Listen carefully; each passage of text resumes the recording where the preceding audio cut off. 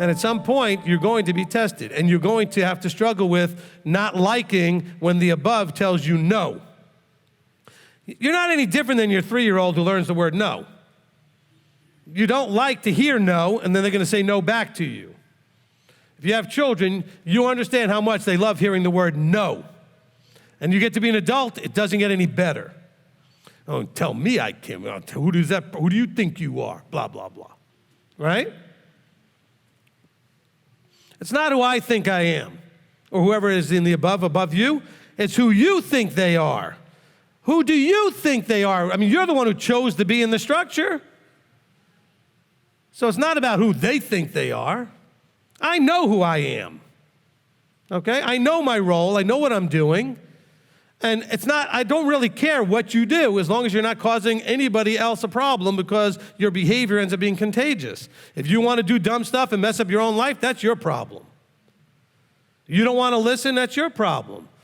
And if you ever counsel with me, I am very blunt, very straightforward, and you'll recognize that from an emotional point of view, I don't care. From a bigger point of view, I love you very much and wish you would listen.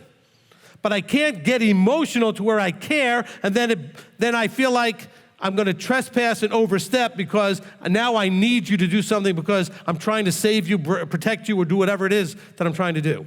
I have to allow you as the Father allows you. He really doesn't care. I'm not saying this in a bad way. In other words, he cares greatly, but he has to not care on some level. He has to allow you to do the dumb stuff you do. Did that make sense? I know that was weird, okay? He cares as greatly as any being in the universe could care, more than any.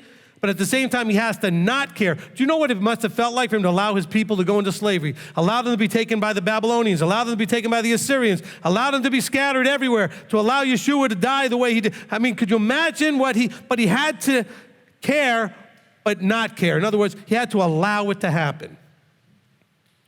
Okay? Yeah, you can applaud for that, and it's important. Some of you are doing an awful job parenting because you care too much and you haven't learned how to not care. In other words, you have to allow, okay? So I care, so inside I'm going, I feel bad for that person. They're doing this dumb thing. It's going to blow up in their face. I care. That's why I give the counsel I give. But on the other side of it, I have to let that emotion go, allowing that person, well, they're going to have to go learn. They're going to have to do what they do. Otherwise, I would be always miserable watching people do dumb things and hurting themselves. Okay? As you as parents will come to me about your 35-year-old son or daughter who's doing some dumb thing, I'm like, they're 35. You have to disconnect from that. Oh, but I know. Okay, I know you care. But they have to learn. It's their life now. And they have to own it. So I get it, okay? But somehow you have to have that separation where you have this tremendous caring for someone, but then allowing that you can let the emotional pain of watching them do dumb things create a problem where you're going to overstep and you won't allow. Does that make sense?